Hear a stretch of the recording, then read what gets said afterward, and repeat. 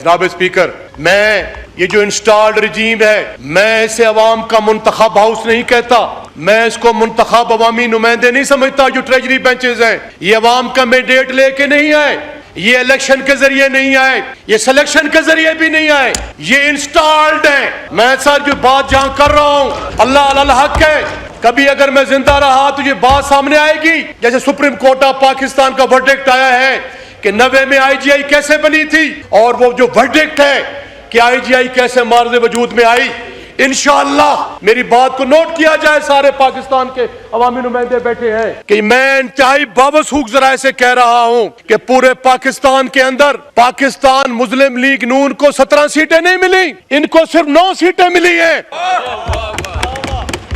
मैं दोहरा रहा हूं, इनको 9 सीटें मिली हैं। NA1 से लेके NA100 तक इनकी कोई सीट नहीं थी, ये धांधली करके जीते हैं।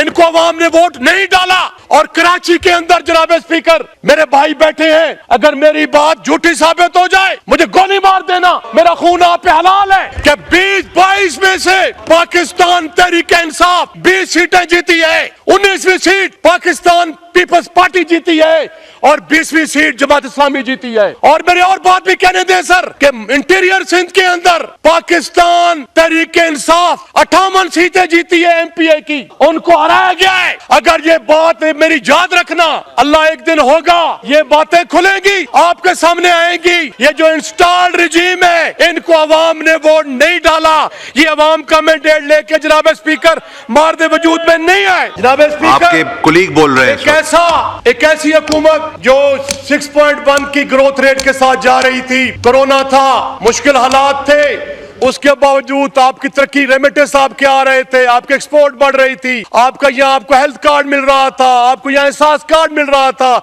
यूथ के प्रोग्राम्स थे, पाकिस्तान खुशहाल हो रहा था, इतने बड़े क्राइसिस के बावजूद पाकिस्तान तरक्की कर रहा था। जनाब स्पीकर, मैं चंद कंपैरिजन से बात करूंगा, मैं ऐसी हवा में बातें करने वाला नहीं हूं। बैरिस्टर साहब, मैं आंखों में आंखें डाल के बात करने का कायल हूं और मैं दलील के साथ बात करने का कायल हूं। सर, जब हमें अप्रैल 22 के अंदर इमरान खान की हुकूमत को रजीम चेंज के जरिए चेंज किया गया, तो उस वक्त इंटरनेशनल प्राइसेस जो थी वो 100 पे था सर, डॉलर था उसकी कीमत इंटरनेशनल मार्केट में पेट्रोलियम की। लेकिन पाकिस्तान के अंदर उस वक्त 150 का हम पेट्रोल दे रहे थे, 146 रुपए का हम डीजल दे रहे थे। लेकिन आज क्या हालात है सर, $65 इंटरनेशनल प्राइसेस हैं, लेकिन पेट्रोल जो है पाकिस्तान के अंदर 253 का मिल रहा है और डीजल जो है 254 का मिल रहा है सर। और सर, जो आपके पास कर्जे हैं, लार्ज स्केल मैन्युफैक्चरिंग सर आपकी मैनेज में जा रही है, जो 3 साल से नेगेटिव जा रही है, चाहे वो PDM 1 थी, PDM 2 थी या PDM 3 आई हुई है। जो इंस्टॉल्ड लोग हैं, ये थर्ड है सर, केयर टेकर भी। सर, हमारे दौर में जो 10.6% पे जा रही थी आखिरी पे, और आखिरी साल में सर 4.4 थी जी। अब सर जो टोटल डेट है पाकिस्तान के कर्जे, 76,007 अरब रुपए के कर्जे हम पे हैं सर, जिसकी हम सालाना किस्त जो है वो 8,296 अरब दे रहे हैं सर। 2,896 अरब रुपया आपने उनकी सूद की किस्त देनी है सर। तो मैं सब, इसके अलावा सर जो आपकी स्टेट ओन्ड इंटरप्राइजेस थी सर, जो ये कह के आए थे कि हमारे पास बड़ा विजन है, हमारे पास बड़ा नॉलेज है, और कोई इनके पास तो कोई न मैंडेट है, न विजन है, अक्ल से पैदल लोग हैं, न पॉलिटिकल फिलॉसफी है, न कुछ है सर। पिछले 53 सालों के अंदर पाकिस्तान के हुक्मरान कौन रहे हैं? 10 साल तक परवेज मुशर्रफ रहा है, फिर एक 10 साल तक जनरल मुशर्रफ रहा है, फिर उसके बाद यही पाकिस्तान पीपल्स पार्टी और यही नवाज शरीफ और खानदान रहा है पिछले 53 साल से। मैं पूछता हूं सर, जो आपकी स्टेट ओन्ड इंटरप्राइजेज हैं सर, जिसमें आपकी PI है सर, वो 73 बिलियन का सर खसारे में जा रही है। आपकी पाकिस्तान स्टील मिल जो है 31.1 बिलियन के खसारे में जा रही है। रेलवे जो है 31.3 बिलियन के खसारे में जा रही है। कैस्को जो आपकी 120.4 बिलियन के खसारे में जा रही है। आपकी जो पेस्को है वो 88.7 बिलियन के सर खसारे में जा रही है। और आपका NHA जो है 295.5 बिलियन के खसारे में जा रहा है सर। इनके हालात ये हैं कि जो हमारे सर्कुलर डेट्स हैं, 2700 अरब रुपया जो है गैस पे सर्कुलर डेट है, 2100 अरब रुपया आपका एनर्जी पर सर्कुलर डेट है। उनके खात्मे के लिए मुझे इस बजट में सर कोई तजवीज नजर नहीं आई। जनाब स्पीकर, मुझे अफसोस के साथ कहना पड़ रहा है कि ये कहते हैं कि ज़राअत के उन्होंने भट्ठा गोल कर दिया है, पंजाब के अंदर कोई हुक्मरानी नहीं है, तालीम को उन्होंने प्राइवेटाइज कर दिया है, उसको हेल्थ को प्राइवेटाइज कर दिया है, गरीब का कोई पुरसाने हाल नहीं है, जमींदार तबके का सर उन्होंने गला काट दिया है। और सर उन्होंने 2200 अरब रुपया एक जमींदार को एक साल में पंजाब हुकूमत ने नुकसान और डज लगाया है। जनाब स्पीकर, मुझे कितने अफसोस का मकाम है कि ये जो ये कहते हैं ज़राअत तो हमारी माइनस में जा रही है सर, लेकिन कहते हैं लाइव स्टॉक, फिशरीज और फॉरेस्ट्री जो है वो हमारी जा रही है। और लाइव स्टॉक मैं बता दूं, मैं चैलेंज कर रहा हूं, 2006 के बाद लाइव स्टॉक का कोई सर्वे नहीं हुआ सर, लाइव स्टॉक का कोई सर्वे नहीं, उन्होंने गिनती कहां से कर ली है।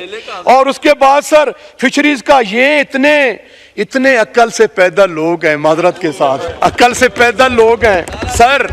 आपकी कहते हैं जी हमारी महंगाई कम हो गई है, अच्छा आपकी ग्रोथ जो है वो माइनस में जा रही है। आपका जमींदार तबका जो 70% लोग देहात में रहते हैं उनको आपने जीते जी मार दिया है, उनका कोई पुरसाने हाल नहीं है, वो चीख रहे हैं, वो ईद पे नए कपड़े नहीं खरीद सके।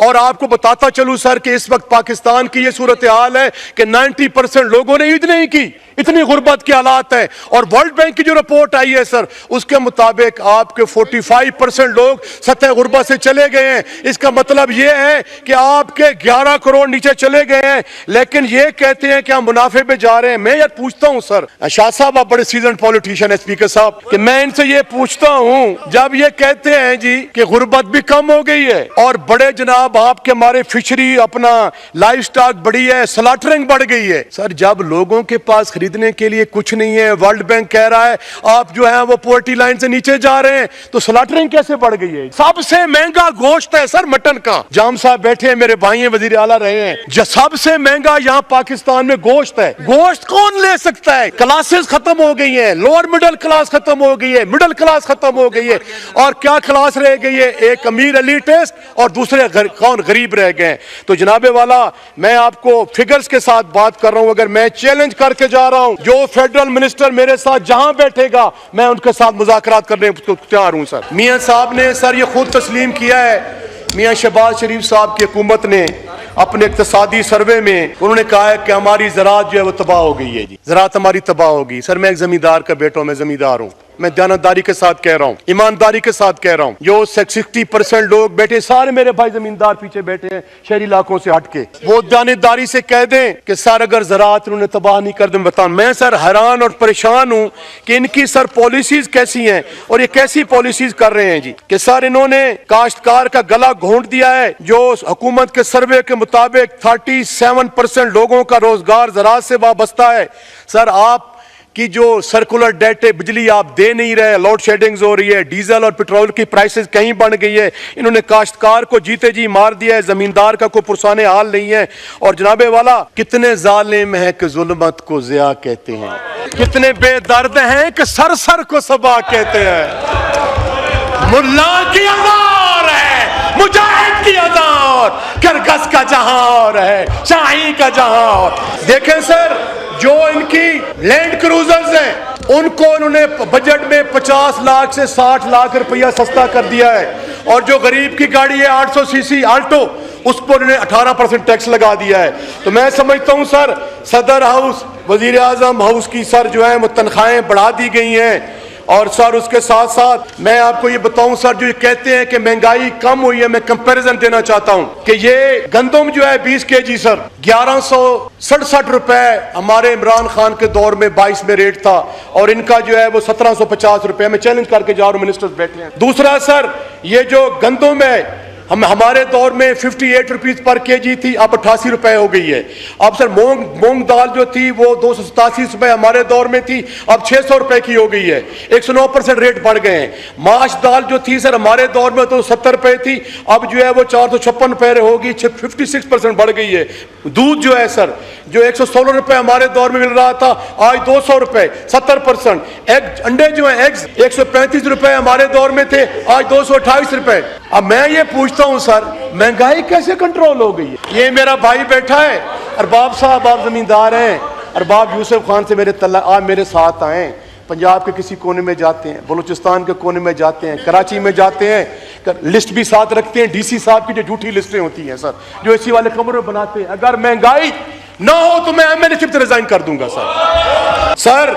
मुल्क हालात जंग में था, पाकिस्तान ने हमें पुकारा, हमें गोलियां मारी गई, हमारा मैंडेट छीना गया, चादर और चार दीवारी का तकद्दस पामाल किया। जब पाकिस्तान पे बारी आई तो हम गोलियां भी भूल गए, मैंडेट भी भूल गए, हम पाकिस्तान के साथ खड़े हुए। अब गेंद इनके कोर्ट में है कि खुदारा, मैं अब बात कर रहा हूं जनाब स्पीकर, ये गोरबाचोफ न बने।